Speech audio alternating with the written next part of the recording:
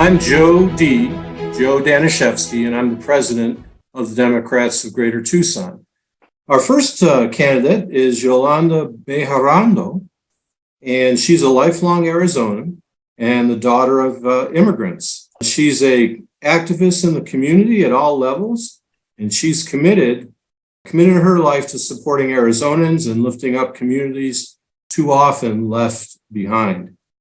As the field director with the Communication Workers of America, the CWA, an affiliate of the AFL-CIO, she has recruited and trained union members to build worker power through electoral work. She has facilitated over 50 trainings for union members focused on political and leadership development. Having led the political field program for CWA in Arizona and across the country, she has helped scores of Democratic candidates get elected to office up and down the ballot. Let's give a warm welcome to Yolanda Bejarano. Thank you so much, Joe, and thank you so much to your organization. Our second candidate is Steve Gallardo, and Steve is also a native-born Arizonan, and he's devoted his adult life to public service at the local, county, and state level. He got his start as an organizer in Maricopa County, developing candidate training programs, spearheading voter registration drives, and organizing Get Out the Vote campaigns. Steve knows firsthand that we grow our party through the hard work of voter registration and investing in the ground game. Steve presently serves on the Board of Supervisors of Maricopa County. He's the lone Democrat. He's worked with his fellow supervisors to fight back against Donald Trump's attempts to undermine democracy and overthrow the Constitution following the 2020 election. In 2006, Steve chaired the ballot initiative that instituted a state minimum wage in Arizona. And in 10 years in the state legislature, Steve was among the loudest voices fighting for civil rights and sounding the alarm against GOP attempts at voter suppression. Let's give another warm welcome to Steve Gallardo.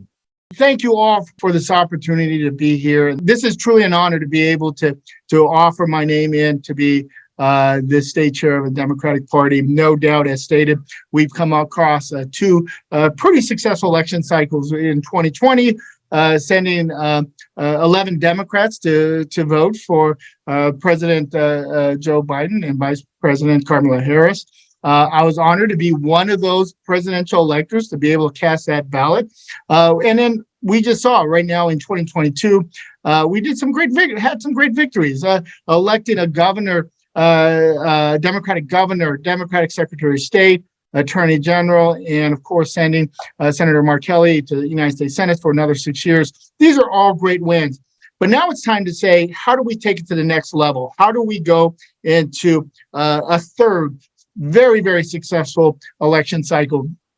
And that's the discussion I've been having with Governor Hobbs. Governor Hobbs called me around Thanksgiving. She wanted to sit down and talk about the party, talk about her legislative agenda, her vision, her plans, and include some possible initiatives as well. But how do we go and take it to that next level? And my commitment to her is I am all in. I believe there's a pathway. I believe we have opportunities to really flip the legislature once and for all. We're very close, one vote with the House and the Senate.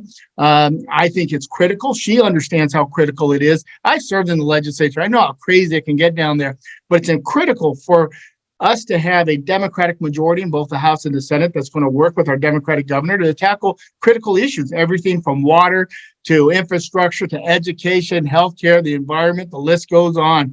We need to make sure we have a Democratic majority that's going to work with our governor. I believe I have the tools and resources to be able to do that, to be able to offer that to all 15 county chairs and many of our, all our legislative districts and many of our clubs and parties. I am tested. I have ran elections. I have been a candidate myself. I have won elections. I've done stuff statewide. I'm tested. I've been able to do it. No one will ever I hope, will ever question my progressive values and where I stand, particularly my several years in the legislature and now on the Board of Supervisors. But we have an opportunity right now to flip that legislature. But it starts by working with all 15 counties. It starts by making sure we have candidates in all our legislative districts and our congressional districts. The idea that Paul Gosar and Debbie Lesko go unopposed, that's ridiculous. They have to have some type of candidate in that race, not only to challenge them on their principles and their craziness, but to be able to help lift up that vote, to get the vote out in many of those congressional legislative districts. We start by working with everyone. That's my commitment to Southern Arizona. I will be at your legislative meetings. I will be at your county meetings. This is going to be my full-time gig here. I am committed to go down to all the clubs, the caucuses, the county meetings. It's important for us to be there. One of the biggest complaints I hear over and over again is no one is coming to our meetings. They're not having communications with anyone in the state party, anyone of the executive team. No one's talking to them. That's going to change. I will be totally engaged. The only way we are going to flip the legislature and truly turn Arizona blue is for the state and the county to work together in a partnership. That's exactly what it is. It's being engaged. It's understanding what you all need in terms of tools and resources in order to be successful, to grow our party, to bring in new voters in our party, to bring in retirees, to be able to strengthen our base, to get the vote out. And you all need the tools and the resources, and I believe that's the role of the state party, is to be able to have that. The second part is also fundraising. I have a Rolodex. I've been raising money for the last 20 years, not only for myself, but for statewide initiatives, raise money for the party. Governor Hobbs has committed to be totally involved in the fundraising aspect. It's going to take a coalition, but I believe we can collect enough money that's going to outpace any metrics we've ever had in the state Democratic Party, to be able to put an infrastructure together in all 15 counties that are not only going to grow our party, get the vote out, but educate voters in the importance of going all the way down the ballot, to be able to vote for all the county offices that many of the county offices in Southern Arizona are going to be, or voters are going to have to, or have an opportunity to vote for. County sheriff, county recorder, county assessor, county treasurer, the list goes on, the boards of supervisors. These are the offices that we need to make sure that voters go all the way down the ballot. That's a communication campaign. That's a program that must be instituted. These are all the different tools and programs that need to be built. If they're not built, we need to build it. But the communication gap between the state, the county, many of these local districts, that has to be strengthened. That is a priority. The other thing is election protection type measures. We have seen this over and over. I saw it when I was in the legislature. Many bills being introduced in the legislature that are targeting the importance of voting, making it harder for people to vote, making it harder for our county recorders to vote. We had the Board of Supervisors in Cochise County refusing to canvass the election. I think it's upon the state party to go down to Cochise County, file a lawsuit against the Republican-controlled Cochise County Board of Supervisors. Mojave County, Ron Gould, know him well, totally crazy. We need to be able to go down to Mojave County, file a lawsuit against them as well. The whole time that I was being sued at Maricopa County and getting death threats, we kept looking at the state party. What are we doing? What are we doing? Are we going to get engaged? Are you going to intervene in the lawsuit? Are you going to file lawsuits? For whatever reason, decisions were made not to file lawsuits. I guarantee we will have a legal plan in all 15 counties. If one Republican-controlled Board of Supervisors decide that they're not going to canvass the election, we're going to march right into court and challenge their decision to not canvass the election. If we start seeing shenanigans by some of the MAGA folks trying to make it harder for people to vote, trying to intimidate, I guarantee you we'll walk right into court. We start putting these folks on the defensive. We go on the offense with a legal strategy in all 15 counties. Mr. Chair, I know I'm timed up. Thank you so much. Turn it right over to Yolanda. But thank you for the opportunity for being here, and I look forward to answering any questions. All right, thanks, Steve. Yolanda, over to you. You have 10 minutes. Great. Thank you so much. Hi, everybody. My name is Yolanda Bejarano, and I'm running to be the next chair of the Arizona Democratic Party. I grew up in rural Arizona in a tiny town called Roll, Arizona. I was born in San Fernando Valley, California, but when I was 2 years old, my father moved our entire family to probably the smallest town he could find in anywhere. So there were about 400, the population was about 400. My dad was a farm worker, moved his way up to being the farm mechanic. My mom was a homemaker and a seamstress, and she would sew all of our clothes. So we'd go to school looking really odd, but now, in retrospect, looking at our pictures, it's really, really precious. So, I've been a working class Democrat my entire life. As chair, I will build on our past successes and cement a winning formula for our state party that will benefit us in races for years to come. As chair, I intend for our party to secure a second Democratic senator from Arizona, to flip our state legislature, regain our congressional seats, and help re-elect President Biden. And I can do that because I have the experience to make it happen. As a current vice chair of the party, a lifelong union organizer, a proud Latina, and a native of rural Arizona, I have the tools to move the Arizona Democratic Party forward and secure more down-ballot victories in the upcoming cycle. And let me just take a quick moment to talk about my role in my union with Communications Workers of America. I started as a union member in 2003 at a call center in Phoenix, and I quickly became a union steward when I stood up to a manager that was mistreating a coworker in a training class. So somebody said, "You need to go talk to the union." And I'm like, okay, sure. And I did. And they said, "Well, you should think about being a steward." I'm like, "What is a steward?" So I quickly became a steward, fighting these battles at the call center where people were getting mistreated, and sometimes even when people would get terminated, and I would build a case to try to, get their jobs back. And we were successful. I was successful a couple of times to get their jobs back and with back pay and make them whole.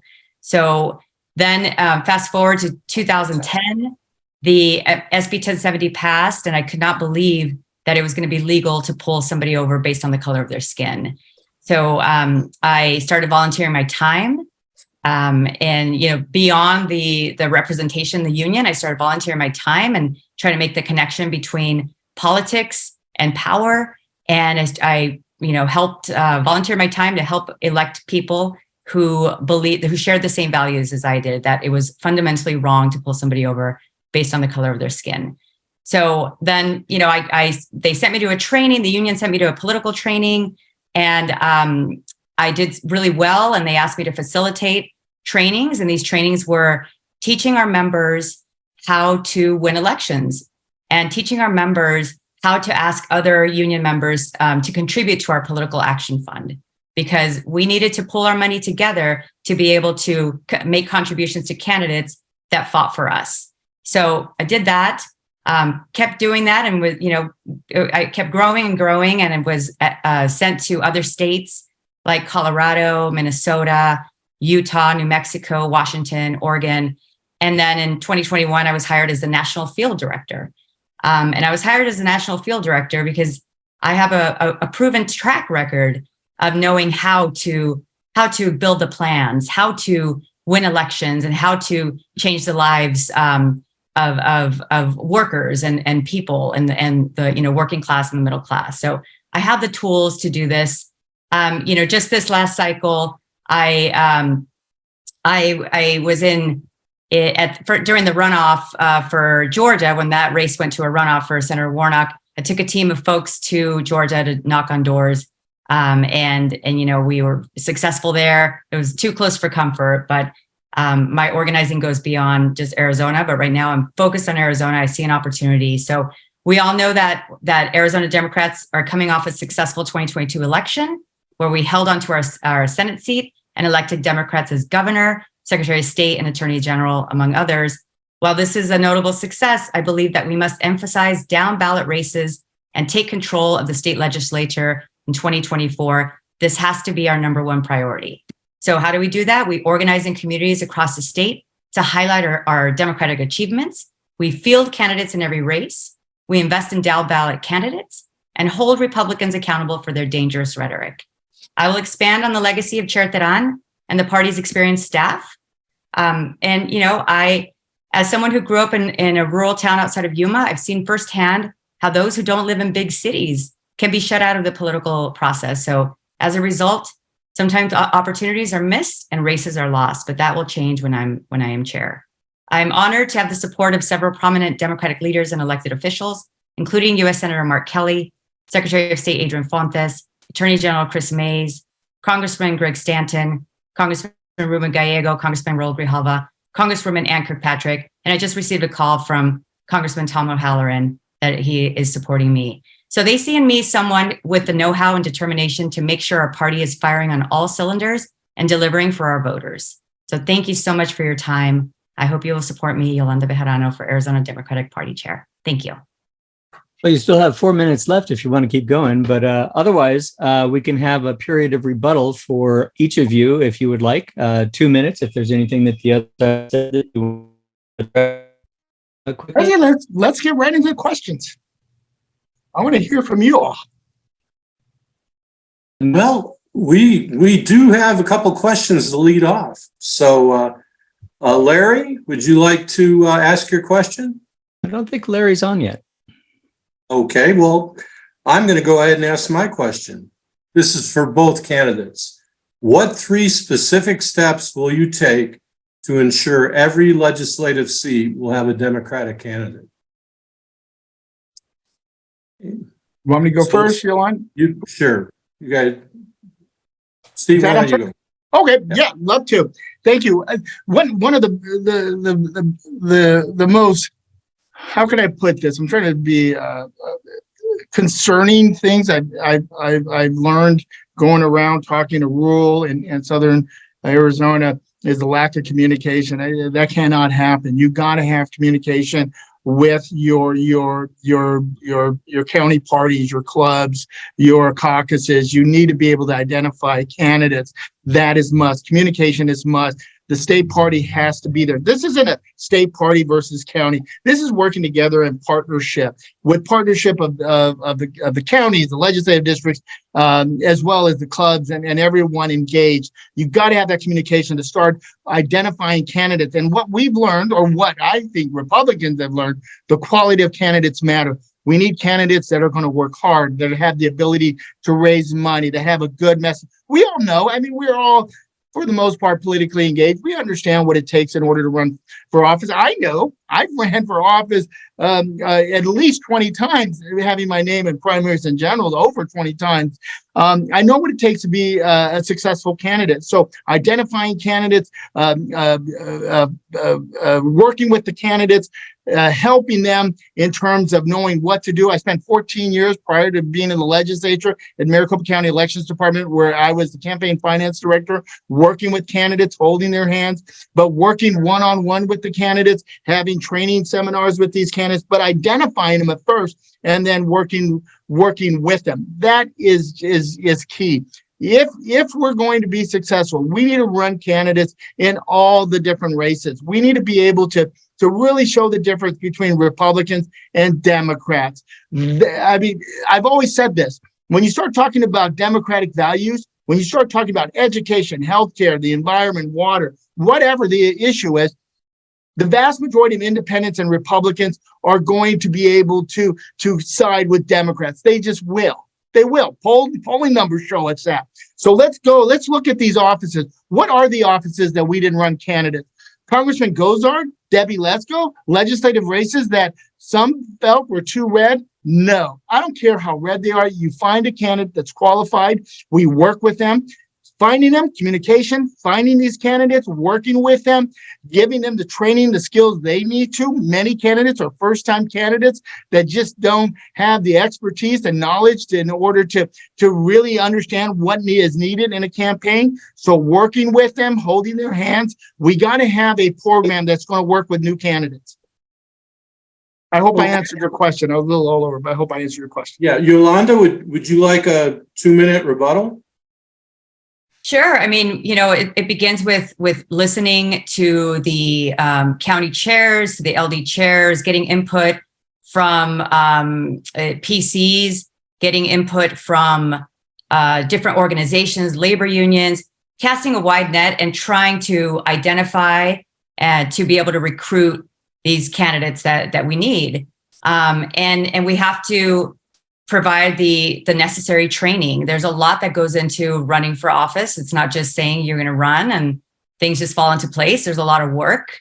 And there are a lot of different pieces that there are a lot of different pieces that go along with that. So I think it's the casting that wide net, listening to folks and helping our candidates with a strong, compelling message with their messaging strategy. I think if we do those three things, we could be successful in taking back our legislature.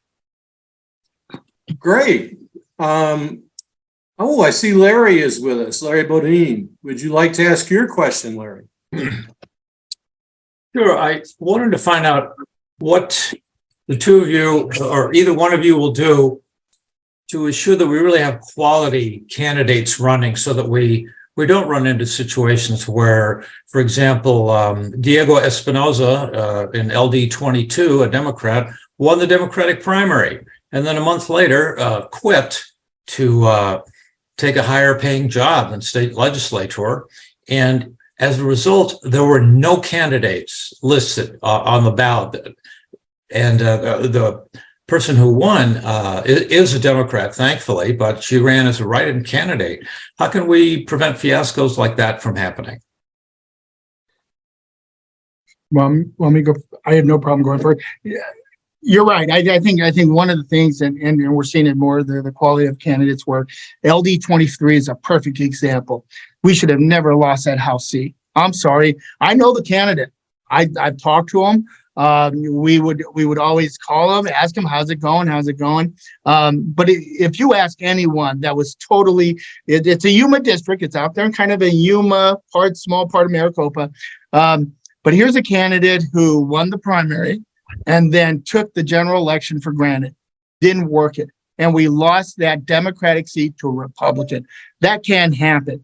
One of the things, and I see this so often with candidates, even in safe Democratic districts, they win their primary and then they're off on vacation to Hawaii or wherever. They're now celebrating. They've won their primary. It's a one-party dominated district. No. When we run for office, we need a commitment by our candidates that we are going to run hard from day one to the end of the election, because it helps drive out the vote in even the Democratic stronghold by campaigning all the way in the general. Even though it's one party dominated, we are still driving out the vote for the entire ticket. So I think it's important to not only identify quality candidates are going to be committed to work all the way through the election and don't take anything for granted. We need candidates that understand the importance and what's at stake. So many times, I see this all the time. You have candidates running, and some kind of self-serving in some cases, but they run because they think it's a good gig. It's fun. No, this is totally important. The Arizona State Legislature, the perfect example. It's a very important job. I was there for many, many years. I took it extremely serious. I ran from day one to the end. I never lost. I never took it for granted. We need candidates that are committed, that are going to raise the money, that are going to work, knock on doors, make those phone calls, give everything they got from the start of their campaign to the end. But it starts off by identifying candidates that are really taking this serious, qualified candidates. And yes, we want to help them. We're going to do everything we can to help them, but they need to step up and give it everything they got. We should have never lost the seat in LD 23. That is the one that we need to pick up right off the bat. But when it comes in some of these tougher districts where we need to be able to not only grow our party, we have to grow our party, and we need to convince perhaps some independents to vote our way as well in some of these dark red districts. We can flip them. If we talk about democratic values, we can flip them, but we got to talk about our democratic issues, because I guarantee you, look at any polling number, independents and moderate Republicans would agree with the Democratic platform, our values when it comes to education, healthcare, environment, water, the economy. They agree with us. We just got to get our message out there by identifying the right candidates. Good question. Okay. Yolanda. Yeah, and I just want to, for clarification, Larry, your question was, how do we prevent a situation like what happened with Diego Espinoza, where he won, and then you want to repeat your question, Larry, just for clarity? Sure. So the idea is, what can you do to improve the quality of candidates so that we don't run into fiascos where, like Espinoza, wins the primary and then drops out a month later, forcing Democrats to run, as a write-in candidate. So in other words, not only to field candidates for every position where there's a Republican, but also to find somebody, who can win and who's going to stay in the race.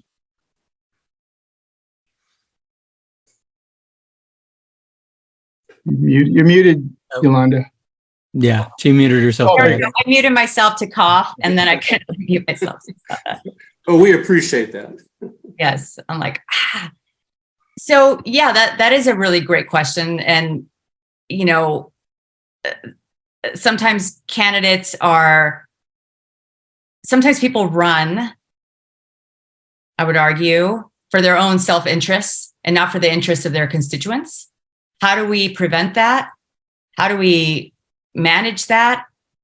I think we could start by having more regular communication with candidates to talk about our values, making sure we give them, put the pressure on them when they're not doing what they are supposed to be doing for their constituents, or if they take a vote in support of, let's say, something egregious that hurts their communities or their constituents, then I think we need to not be afraid to call people out and publicly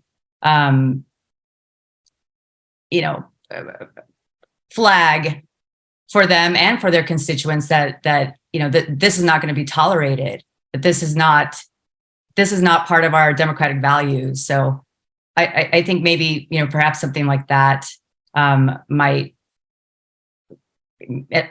cause some people to pause before they decide to do something like Diego Espinoza did. I think he felt that he was not he was not responsible for. He didn't. Honestly, he betrayed the voters. They voted for him. He won the election. He betrayed the voters, and then we had to run this campaign, a write-in campaign. We all, could have lost that. So it's irresponsible, and I think we just need to call people out. Thank you. Would either one of you like a rebuttal to the statement of the other? Not so much in terms of rebuttal. But I think the more critical issue. I mean, yes, what he did was wrong. It put a lot at jeopardy. It was a seat that it's a Democratic stronghold, and anytime you have an independent or not a write-in campaign, anything could happen, and it's too scary, especially in a Democratic stronghold. So that was wrong. Shame on him. Shouldn't have done it. But the issue that I see year in and year out, I mean, I think it's candidates that are taking their race for granted. That probably disturbs me more than anything. If we're going to lose a race, it's because a candidate like LD23, where the candidate did not take it seriously. He won his primary and he went on vacation. He did not campaign in the general. And again, a Democratic district and a moderate Republican came in and beat him. How do you lose a Democratic stronghold? I think we see this so often, and we have quite a few. Majority of our Democrats are, for the most part, because the way the lines are drawn, they're in one-party dominated districts. But it's an encouragement. We had a meeting right before the election with Governor Hobbs and Mark Kelly. We had it right out here in West Phoenix. At a golf course, had like 50 people. We had a lot of legislative candidates, and that was our ask or our push for them, is that even though they've won their primary and they may not even have Republican opponent, they've already they've won. That it's critical that we keep campaigning. We continue to drive out the vote, even in dominated Democratic areas.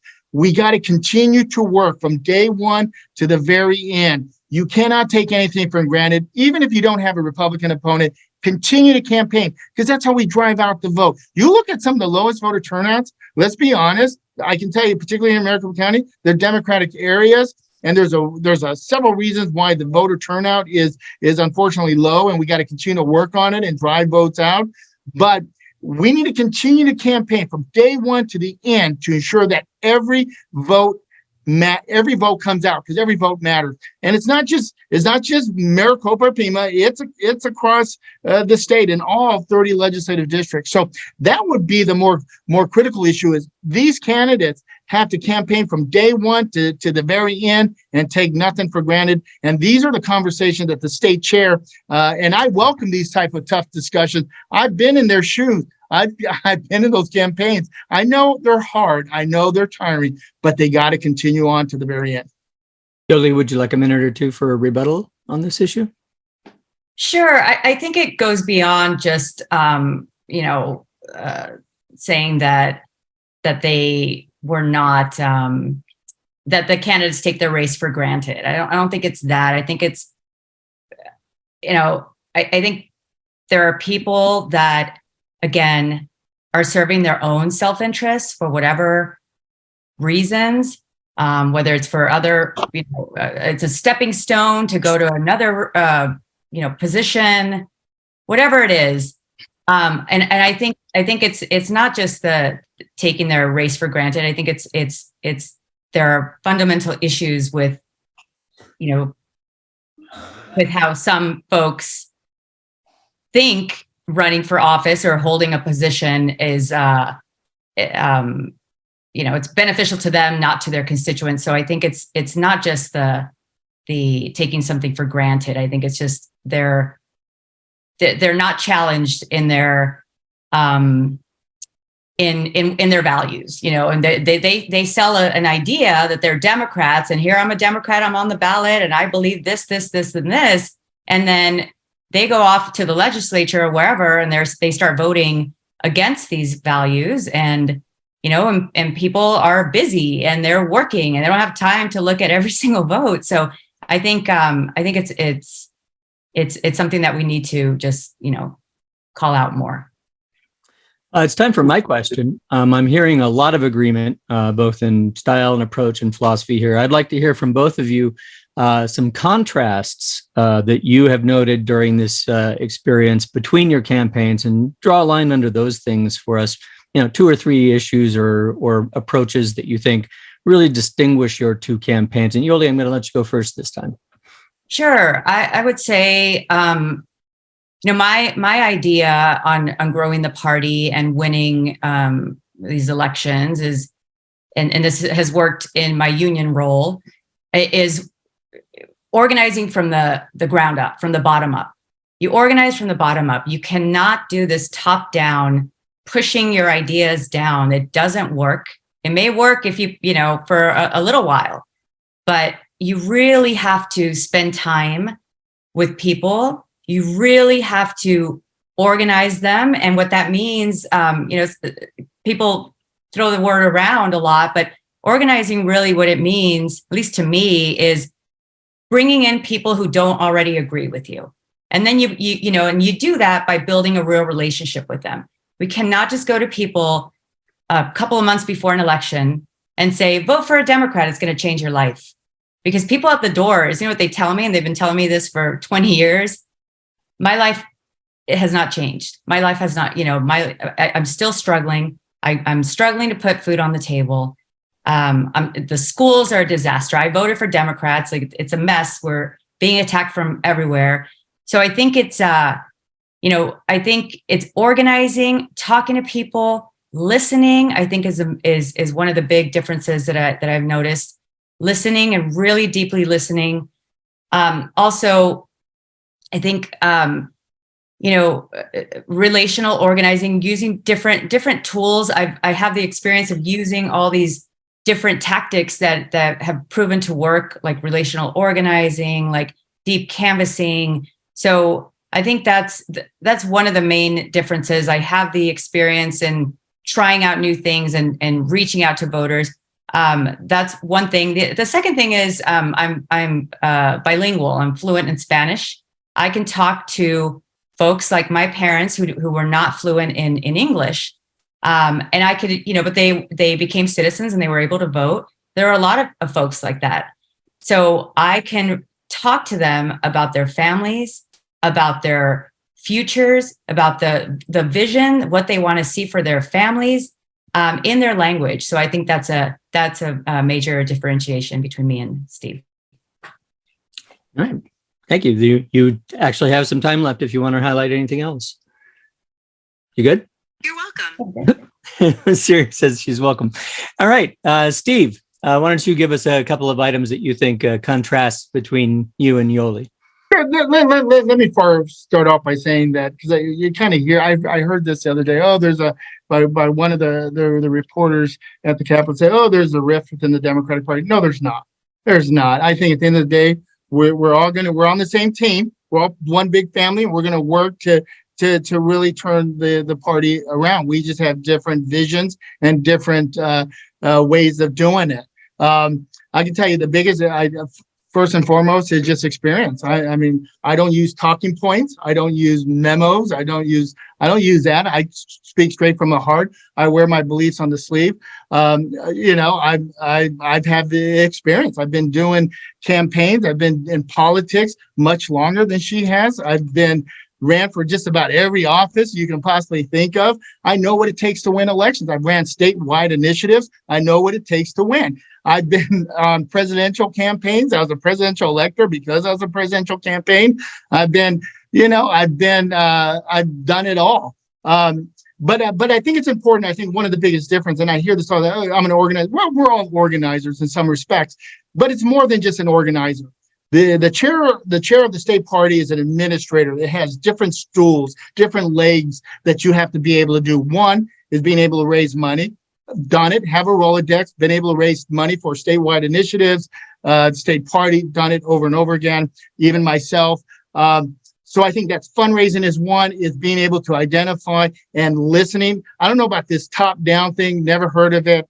I don't know what that comes from. I don't believe in that. I've always said it's a partnership. We have to work together. The 15 counties, the 30 legislative districts, the state party is only as strong as the 15 counties and 30 legislative districts. I am very disappointed that, even Yolanda, she's been on the executive team and she's never gone to any of these meetings. You got to be there. You got to be having these types of discussions. And also, I think just the understanding and the ability to rally people up. That's what I'm known for. There's a reason why Mark Kelly would invite me to every one of his campaign things every weekend. There's a reason why Katie Hobbs would invite me, because I'd go in there and rally up the base. I would get them fired up. The importance of getting out, voting. You put me in front of an audience and I'll fire them up without any talking points, with no, I don't need any type of speech. I will speak from the heart. I know the challenges that our families are facing, the economic and social challenges they face every day. I see it. I see it from a school board level. I see it from a board of supervisors. I see it. I believe I have all the tools necessary to be able to grow our party, to bring new people into our party. I'm not one to be divisive in terms of within our party. I'm not going to call people out. I'm not going to alienate people. I'm not going to do a Carrie Lake. When Carrie Lake stood up in her rally, she said, who in this room, supports John McCain? Well, get out. I don't want you. That's no way of growing a party. I'm going to build our party. I believe in a Big Ten, and let's bring everyone together. We have people from all walks of life, from rural to urban, from different parts of our state. I'm going to bring people together to grow our party, to have one big victory in 2024. To close out this section, Yolanda, would you like to make any rebuttal to Steve's remarks? Yes, absolutely. So I am also an administrator in my role with Communications Workers of America. I manage multi-million-dollar budgets for different campaigns across the country. I also manage staff. As far as the fundraising piece, I've also fundraised for a lot of candidates. I have connections on the national level with a lot of untapped resources and also personal connections with folks with a lot of resources who have actually helped some candidates in Arizona with a lot of major donations. As far as the talking points piece, I like to prepare my what I'm going to say as a sign of respect for folks, because I know that we don't have all the time in the world. So I like to prepare my thought process and so we can, so I don't take up a lot of time. All right, thank you. Let's move to the next section in which the candidates will be able to ask questions of each other. Steve, would you like to ask a question of Yolanda? No, I like you. Yeah, I mean, Yolanda and I get along. We're friends. I mean, at the end of the day, whoever wins, we're going to work. My pledge to Yolanda, if Yolanda wins, I'm going to work with her. And I would hope that if I win, she works with me. We're one big Tim party. It's going to take, we're all in this together. It's all hands on deck. If we truly want to win in 2024, if we truly want to, we can't be calling people out. We can't be name calling each other. We got to work together. You're going to find Democrats in our Democratic Party. I'm a gay Latino. You're going to have members that are LGBT. You're going to have folks that may not be very happy with who I am and who I love. We're going to have folks that are very progressive. I'm very progressive. You're going to have folks that are a little bit more centrist. You're going to have folks that are rural. You're going to have folks that are urban. You're going to have young people. You're going to have retirees. We're a big Tim party. But at the end of the day, we want to move Arizona forward. We all believe in the issue. When we would have legislative fights at the legislature, especially when we would pick leaders, when we would have the elections to pick leaders, one of the hardest times being a legislator is getting in the room and trying to find a leader for your caucus. There were people that walk into that room a little hurt, but at the end of the day, the one thing that brought us all together were the issues. It's education, it's healthcare, it's the environment, it's water, the economy, it's our families, it's our jobs. You name it, it goes. That's what brings us together as Democrats. We're a big Tim party. We're not going to always agree, but at the end of the day, many of the issues are going to bring us all back together. We want to change the face of the state legislature. It's bringing everyone together. That's my commitment to you. I'm not going to call anyone out. I'm not going to pick fights within our party. I want to grow our party. I want to bring people together. That's how we're going to win in 2024. I thank you for those comments, but I wasn't inviting you to attack each other. I was no. In terms of clarification or anything that you're interested about the other party, Yolanda. Again, in the spirit of camaraderie and party unity, are there any questions that you'd like to ask Steve about his candidacy or his positions? No. I have immense respect for Supervisor Gallardo, and I think he said it perfectly. We're a big tent party. I'm a working class Democrat, common sense Democrat, and a champion of our big tent party. And I think it's great that we're able to debate ideas. It's a battle of big ideas, and it'll make our party stronger in the end. Okay. At the end of this, we will come after the election. We will come together and definitely work together. All right. The next part of our program will be questions from our audience. Tonight, just for security purposes, we're doing questions in chat. So if you have a question you want to ask either or both of the candidates, please specify whether it's for both or either, and I'll ask them for you. Very early on, we got a question from Claudia Miller, who wants to hear from you, either of you, I'm supposing, or perhaps both. She's concerned that we lost two possible congressional seats, the Hodges and Schweikert race and the Siscomani and Engels race, which were pretty close. And he feels that Hodges could have won, especially if the Democratic National Committee had come forward with some good money for both seats. How did that happen? Do you have insight into that? And what can we do to ensure that we don't fumble again next time around? I can go first. Schweikert won by 3,008 votes. Siscomani won by 5,119 votes. The margins were so close. I think it was, these are seats we have to win. and we can win. Those margins are so tiny. And there were obvious, missteps by the DCCC and not coming in, for Engel until it was, too late, and same thing for Jevin Hodge. So I think that can be, that as chair, the chair would have to have, I would have conversations with the DCCC to push for more resources for these races, that that we cannot just have people in DC deciding what's going on the ground here. So I think it's advocating and really putting the pressure on the DCCC to come through. Okay, Steve, do you have a response? Yeah, let me take it even a little bit back further, because this is something that really just irks me. We went through an independent redistricting, went through the redistricting process. First of all, I think the actual census was flawed. I think Donald Trump purposely unfunded the Census Bureau so we wouldn't have a proper count in our urban areas, our low income minority areas, or tribal areas. A flawed process on the census. Redistricting was a joke. These districts were drawn in a partisan, gerrymandered way. And what did we do? We didn't even sue. We didn't even take it to court. And I myself jumped on a plane and flew over to Washington, D.C. to meet with MALDIP on it, trying to get them to enter into litigation. I called the Commission on Civil Rights in Washington, trying to get them engaged.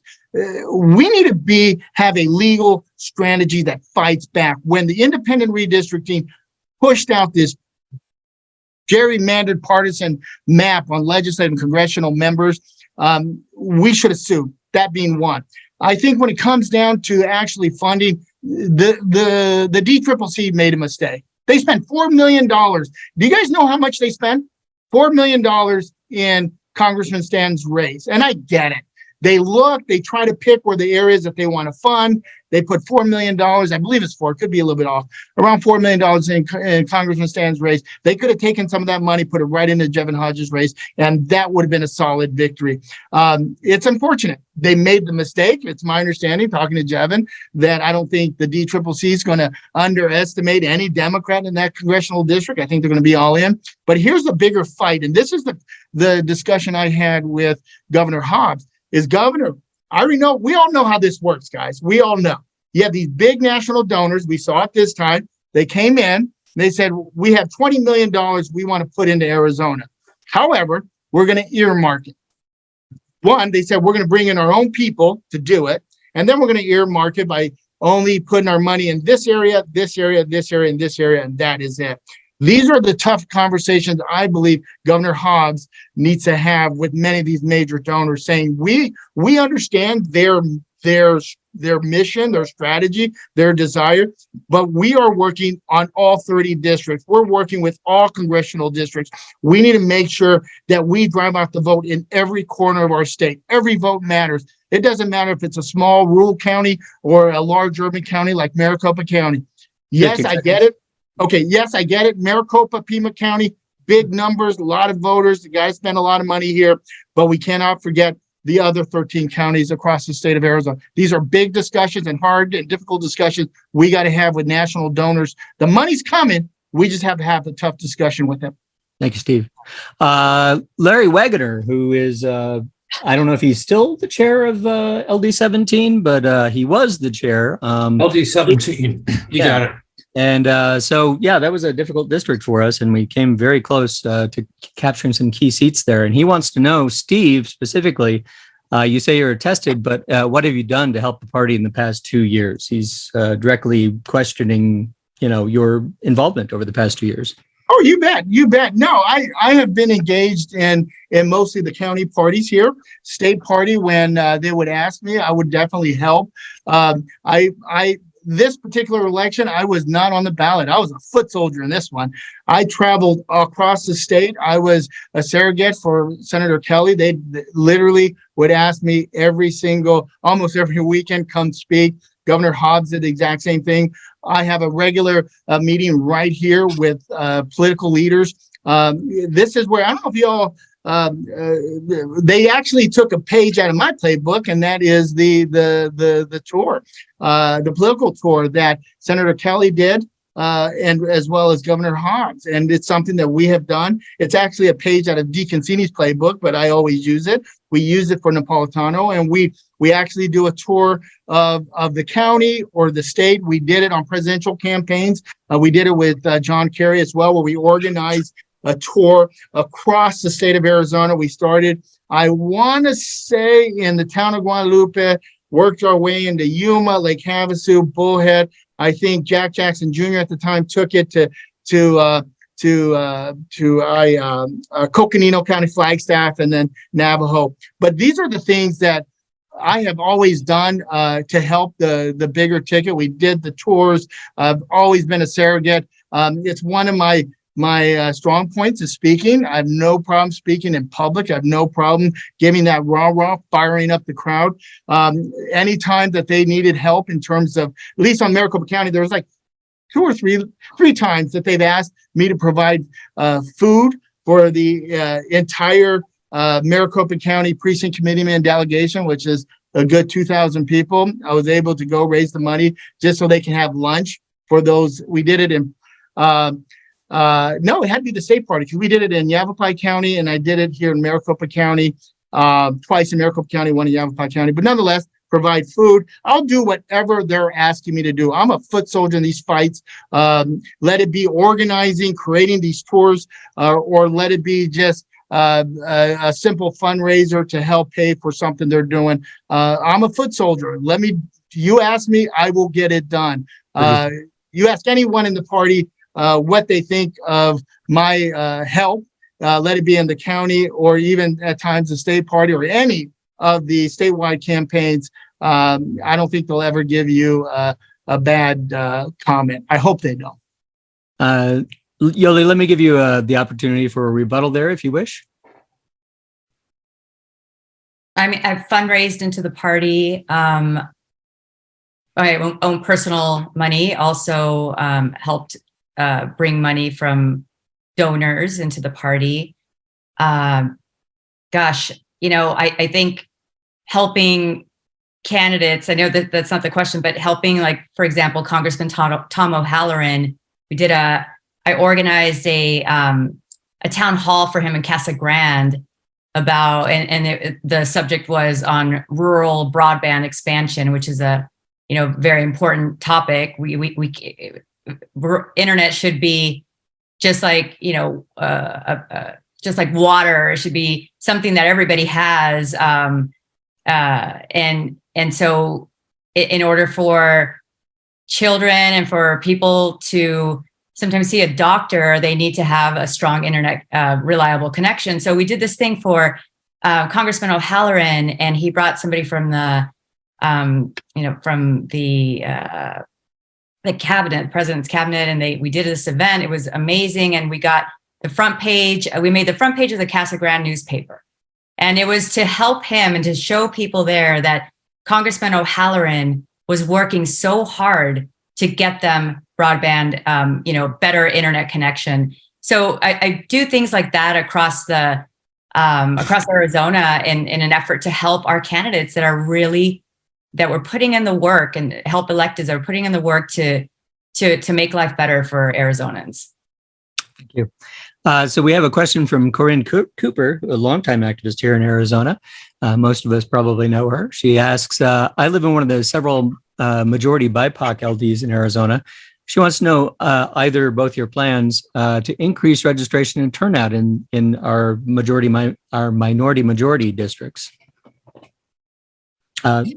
Please go ahead, Yolanda. You spoke last time.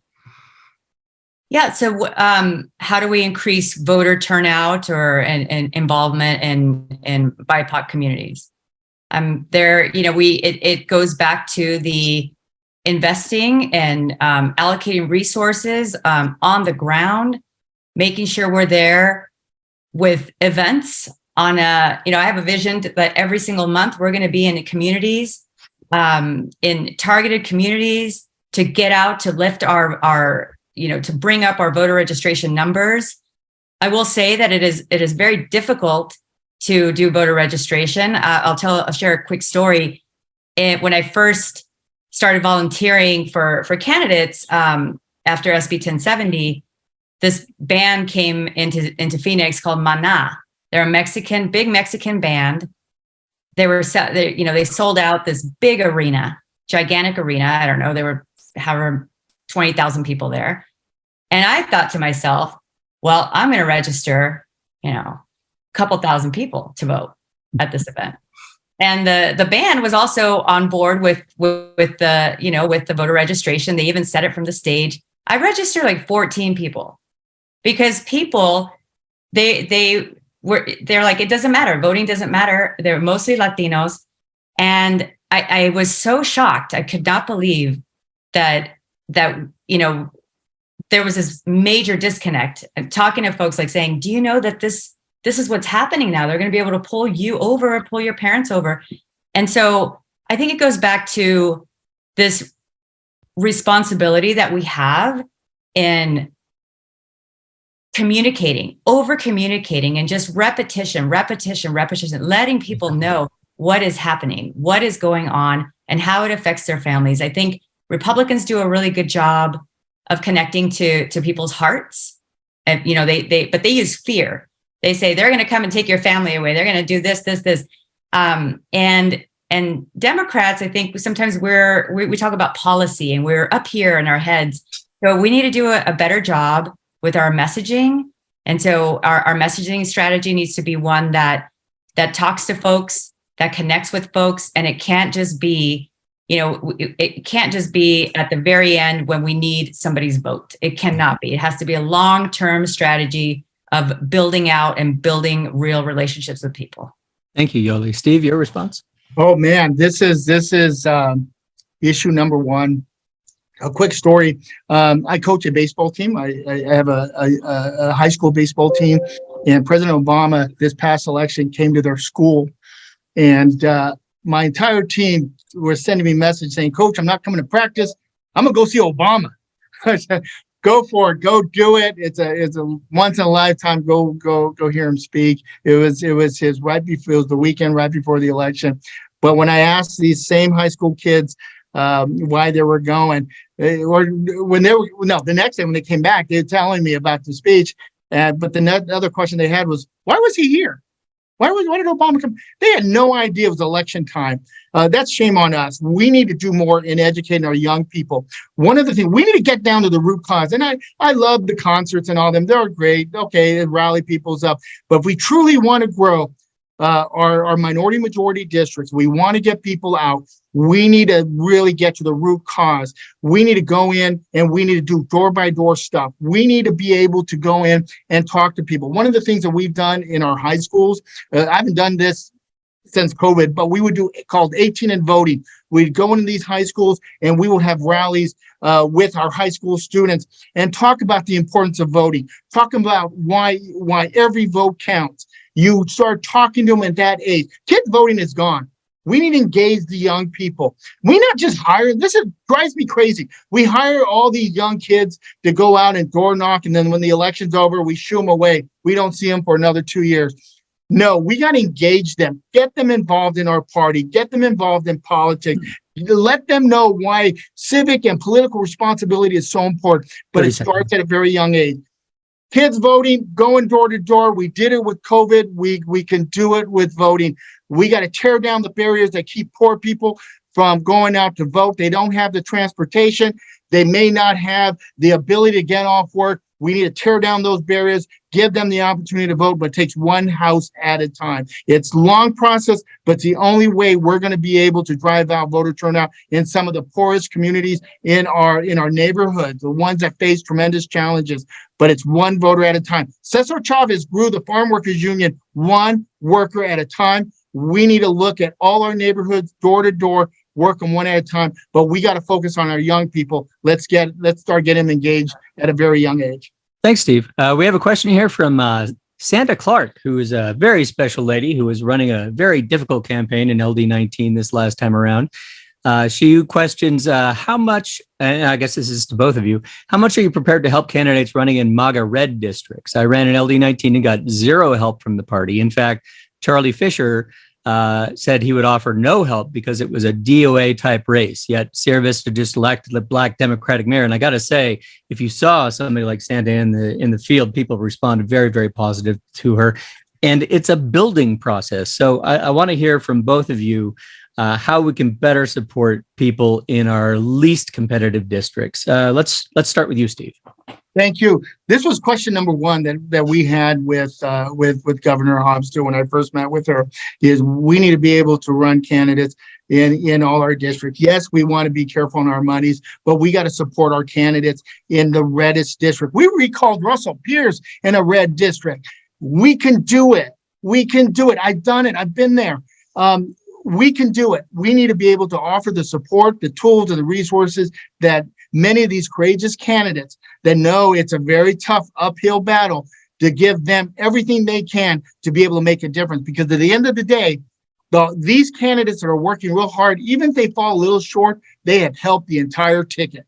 They have driven out Democrats, independents to come out and vote for the broader scope. So yes, we need to go and give those tools and the resources they need in order to be a strong candidate. We cannot, this idea, it's too red, we're not going to do it. If we have that type of attitude, Russell Pierce will still be, well, I shouldn't say anything, the gentleman back passed away, but he would have never left the legislature. We got to take that mentality away. We have to go in there and help every one of these candidates, particularly those that are in the red districts, because the stronger they are, the stronger the state party is, the stronger the state ticket is. We're driving out votes. And if we're really, really good at doing what we're doing, we'll get them elected. Thanks, Steve.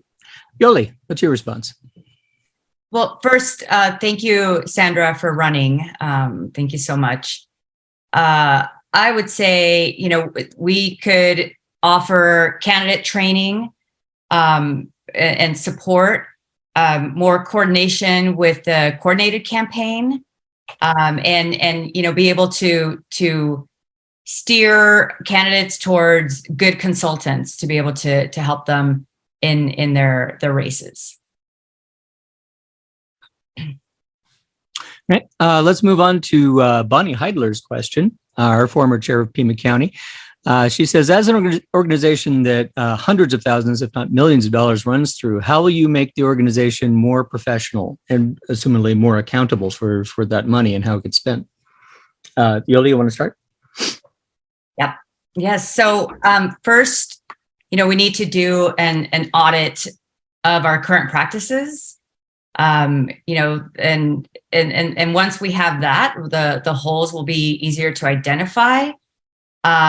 We make the party more professional by making sure that we recruit and hire or develop our staff to being the top-notch staff that we need in order to win our races, in order to change the lives. I go back to the changing the lives of Arizonans for the better, to lift people out of poverty.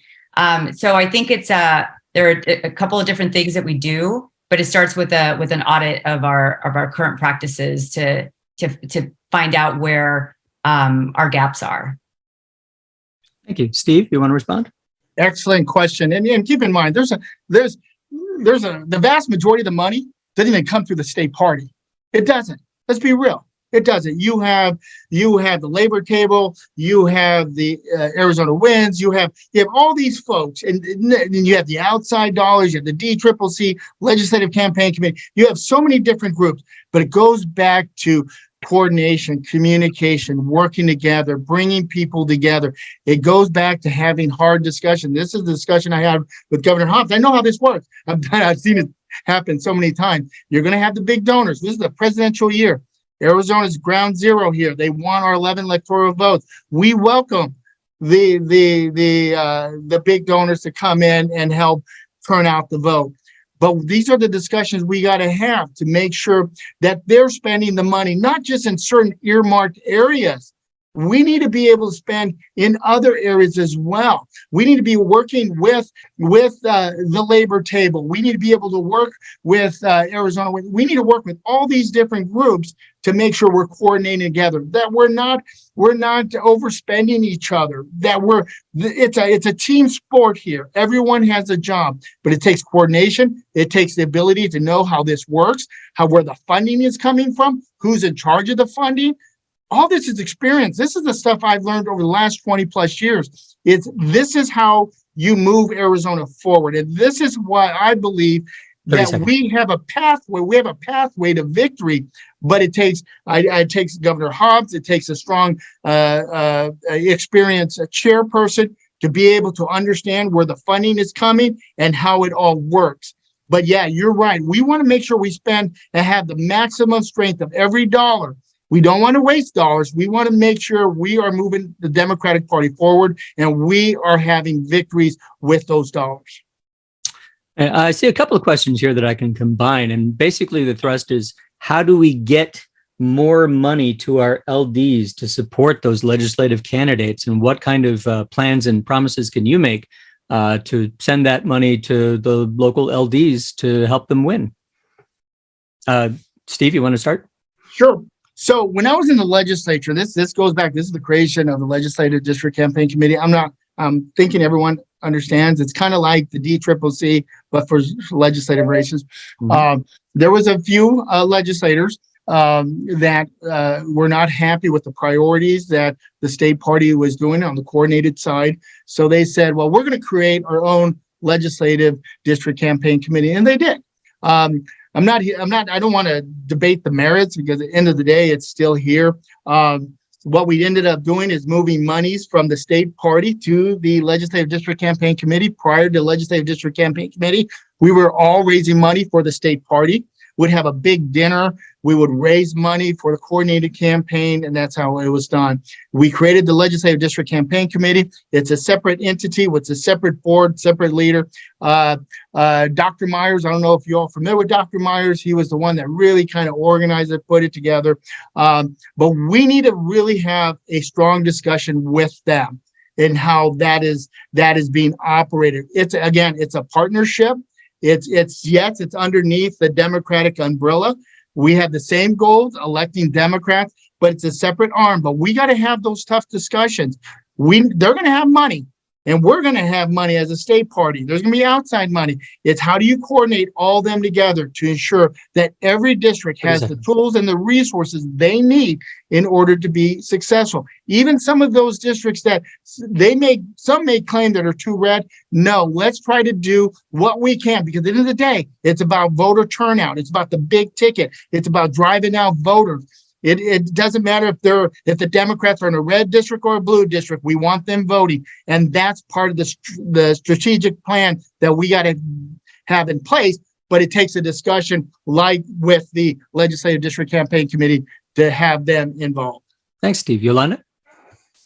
So how do we make sure that we get the adequate get that money to the districts? Yeah. Yeah, to the districts. Yeah. So, the plan for me is to visit, talk to all the counties, and build our fundraising plans based off the needs of each county, and the amounts will not be dictated by the DNC or not be dictated by the top-down strategy. It will be done in close consultation with the county chairs and the LDs, and it's about collaboration and making sure that we get the necessary resources to folks to be able to run their plans. And I think it comes up a lot in conversations on the ADLCC and some the missteps. And I think what's needed is a real evaluation of the ADLCC and of what's working and what's not working. And so we can make these partnerships stronger. and, so we can ultimately win, which is what our main goal. Thanks, Julie. Now, Barbara Warren has a question that also dovetails with a previous question that was asked, and that's how will you develop a state platform for the Democrats, and how will you move that platform forward for each candidate running and hold them to it? Because we've seen, some issues with Miss Cinema not exactly hewing to our platform, and we've gotten some comments about that too. So, Yolanda, you want to address that first? How do we enforce, moving together? Yeah. So I think, what we do first is immediately after the election, we have a meeting with our new diverse board from, with folks across the state. And we talk about our priorities and what our platform is, and what we want to prioritize. I think we start there. Steve, you want to weigh in? You bet. Man, cinema. So I served with cinema when we're in the legislature. The cinema I served with in the legislature is not the cinema I see in Washington. Kristen Sinema was probably one of the most progressive members of the legislature. And we partnered up so many times. She went to Washington and became a different person. Maybe it's the air or something. I don't know. But nonetheless, she is gone. She is no longer part of our party. But I think when it comes down to a platform, I think it is a combination of not only the entire board, but all our stakeholders. We have strong stakeholders. We have Planned Parenthood. We have labor unions. We have other nonprofit type organizations that are very engaged and wanting to be part to ensure that Democrats are in control. So it's bringing everyone together. One of the first things I do is I will bring a large group together to talk and create that platform that would include our stakeholders like Planned Parenthood, like Sierra Club, like the labor unions, and let's create a platform. We got to work with our legislative delegation as well. We don't want to create a platform that the legislators are not, at least the leadership. Let's bring the leadership in to be part of that discussion.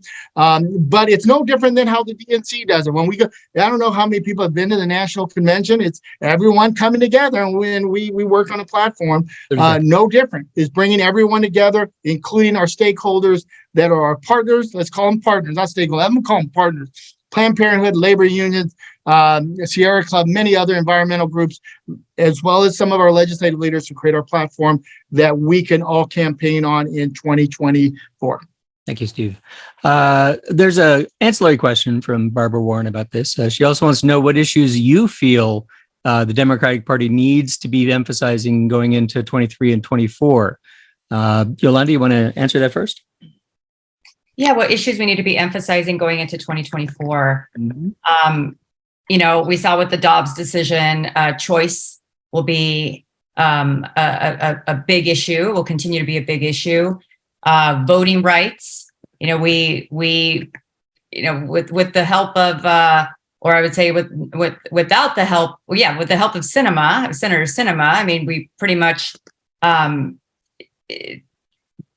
took away our opportunities to pass the Freedom to Vote Act, which would have, strengthened our voting rights, and that was awful. And so I think also we could, another thing we need to be emphasizing is labor rights, workers' rights. Most people are working and they do not have a voice on the job. So a recent poll showed that over 70% of people believe that they should have the right to join a union if they want to. I think another issue is protecting our Social Security and Medicare, which the Republicans are saying that they are going to come after. I think we need to emphasize those things and mobilize our people who already are Democrats and think like us, and then organize and bring other people in on these very important issues that might be on the chopping block.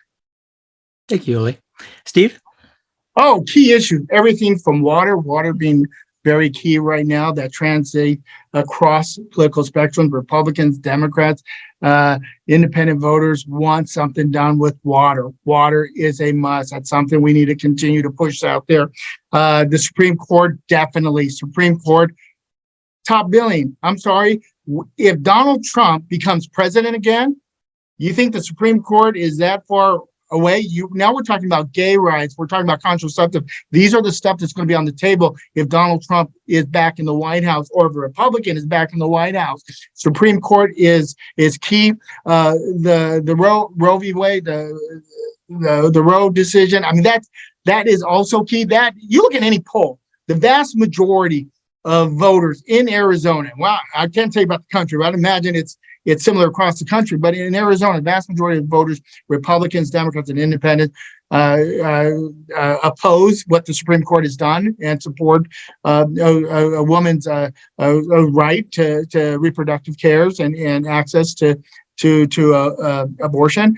That's fact. That's what the polls are saying. So I think those election denier, that thing went big for us. I mean, the fact that our elections were under attack, the fact that these radical Republicans had an insurrection at our state capitol, try to overturn the will of the voter, try to overturn a national election. That is key. We got to continue to push that. That brings Republicans and Republicans and independent moderate Republicans to say no. Those are key issues. So I think those labor issues, of course, always big ask me guy. I think I've introduced more labor bills than any member of the legislature. That's why I did the minimum wage, laborers, of course. But I think the big top three, choice, election, voting rights of the election deniers, and I think water's right up there now. All right, we're getting pretty far into the program. So I think Joe Danishevsky, our president, has been reviewing some of the questions in chat. And he wants to get in there and do a speed round. So what we're going to do is have Joe ask those questions and combine some of them if he can, and get a speed round in, 30 seconds per candidate. Okay. How about offering free van access to every Democrat running? Yes. Yes or no? Yes. Yes. We do already have a party, and it's in the chat room if you want to check it out. We do, a platform. Could you discuss a little bit more about resourcing counties and legislative districts so we can build a party outside of election campaigns?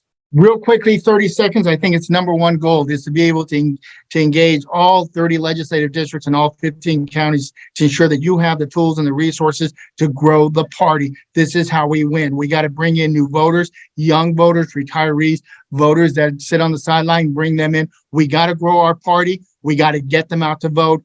Yes, key number one, but you need the resources. And that's where a partnership, state and county party work together to do that. Yolanda, anything you'd like to add? I mean, we have to prioritize that. We have to prioritize that. It cannot just be, again, like I mentioned earlier, where we come into a community or, an area and just try to get their vote at the very last minute. But we have to prioritize and build and strengthen our LDs and our counties. And we do that through, there are myriad different ways that we can do that, through trainings, through again, organizing and really agitating especially the young folks on getting involved, and it's possible. Okay, and a couple questions about how can we diversify our party? How can we get more young people? How can we get more people of color? What do you think, Yolanda? You want to take a stab at that one? Sure. I think, again, it goes back to being intentional and reaching out to folks and giving them like a guide or a checklist of things that they can do to get involved in the party, whether they want to get into finance, whether they want to be go into the political director, whatever it is. We give them a pathway, a leadership pipeline, and we give them the right resources and trainings so we can get them involved and keep them involved. And we could also include a mentorship program that works. Okay, Steve. Yeah, great question. There's a study that's been around for a few years. It's called the new majority. And who are the new majority? Who are these new voters? It's young people, people of color, and women. Those segments of voters are determining who's going to be the president, who's going to be the governor, who's going to be in our legislature. We got to focus on that. That includes working with like the Intertribal Council to make sure we have all the tribes at the table. Let's bring in the tribes. Let's have them part of our party. Let's go into some of the hardest areas with low voter turnout, which are predominantly low income minority areas. Let's go in there and engage these people and these voters. I live in the neighborhood. I live in Maryville. Let's go out and engage these young people, get them engaged in our party, in our campaign. Let's put them in leadership roles within the party. Let's have them have an opportunity to run for office. We have a young guy out in the West Valley, 18 years old, ran for school board, won. Kudos to him. We need to engage our young people. We need to engage people of color, and we need to be able to continue to bring women into our party as well. This is how we win in 2024.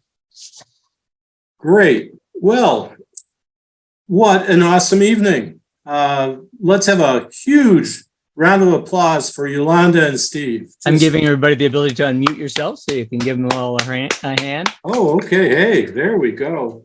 Thank you so much for coming and answering all our questions. Yeah. And as on behalf of the Democrats of Greater Tucson, thank everyone who participated. We had over, I think, 62 people, which is a nice, healthy program. You answered the questions.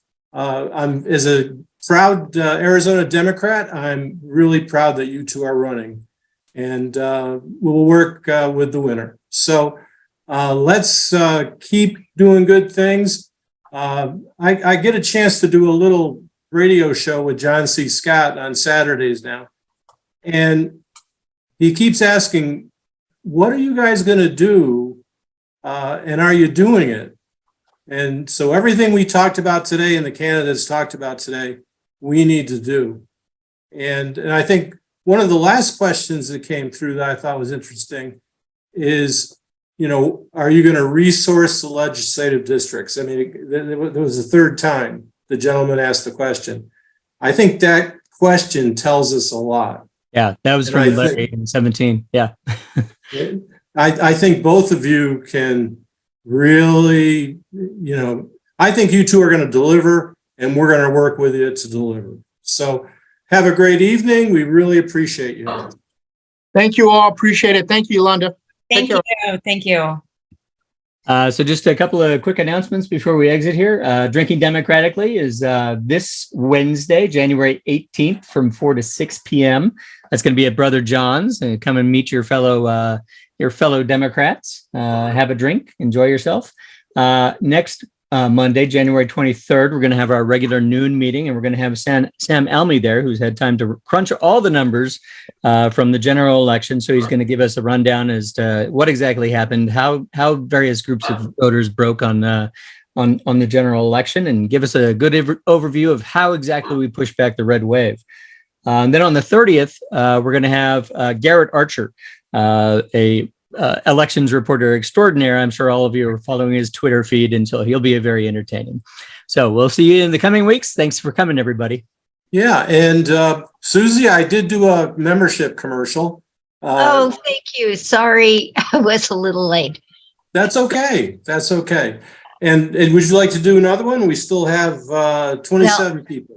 Yeah, I'm updating our roles now, and we've had members from last year and years past rejoin. I'm so glad to see that. And we've got new people, about 4 of them, who have since the first of the year joined us. So that's pretty exciting. And we're trying to figure out ways to bring you the most up-to-date, important people to talk and listen to. And we hope you'll join and support us with the $20. We're also thinking about other ways to support us with your dues and other ways of coming to meet you in the future. So please, we'd love to have you. Awesome. Well, great. Well, join us next Monday, like Mike said, we're going to have another great program at noon.